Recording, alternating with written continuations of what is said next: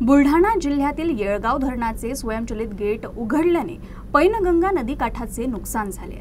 झालेल्या नुकसानीची शासनाने भरपाई द्यावी अशी मागणी करत शेतकऱ्यांनी शेतात साचलेल्या पाण्यात बसून आंदोलन केलं। पैनगंगा नदीवर असलेले येळगावचे धरणाचे गेट हे स्वयंचलित असल्यानं धरण भरलं की हे गेट उघडतात, त्यामुळे पैनगंगा नदीला महापूर येतो आणि नदीकाठी असलेल्या शेतात पाणी जाऊन पिकांचं मोठं नुकसान होतं।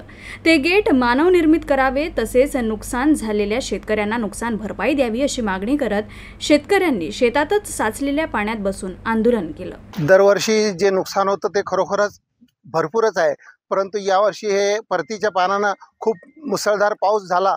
जवळपास किनोळा, सवना, दिवठाणा, सोमठाणा या भागामध्ये मुसळधार पाऊस झाल्यामुळे पैनगंगेला एक महापूर आला आणि त्या महापुरामुळे इथली जवळपास 1000 हेक्टर शेती वाहून गेली।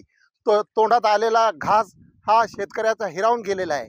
तरी शासनानं त्या गोडबोले दरवाजाकडे विशेष लक्ष देऊन ते 80 गेट स्वयंचलित आहे ते नेहमी उघडे ठेवावे, जेणेकरून आमचं इतकं अतोनात नुकसान होणार नाही। की या धरणाचे जे गेट आहेत ते खुले ठेवावे, जेणेकरून जो पाण्याचा विसर्ग आहे तो रेग्युलर सुरू राहील। मात्र जिल्हा प्रशासनाने याची कसली दखल घेतली नाही, त्यामुळे आमच्या शेतामध्ये संपूर्ण शेतात पाणी तुंबलेलं आहे। आम्ही आज इथं आंदोलनाला बसलेलो आहे। जोपर्यंत जिल्हा प्रशासनातील अधिकारी, तालुका प्रशासनातील अधिकारी इथं येणार नाही आणि जोपर्यंत शेतकऱ्यांना भारी अशी नुकसान भरपाईचं आश्वासन मिळत नाही आणि ओला दुष्काळ जिल्ह्यामध्ये जाहीर होत नाही, तोपर्यंत आमचं आंदोलन हे सुरूच राहणार आहे। पूर्ण शेतातून पाणी गेलं। या अगोदरही 4 वर्षापासून आमचं सतत नुकसान होत राहिलं। 4 वेळेस आम्ही कलेक्टर ऑफिसला निवेदन दिलं बांधकामासाठी का धरणाचा काय उपाय करा म्हणून गेटसाठी।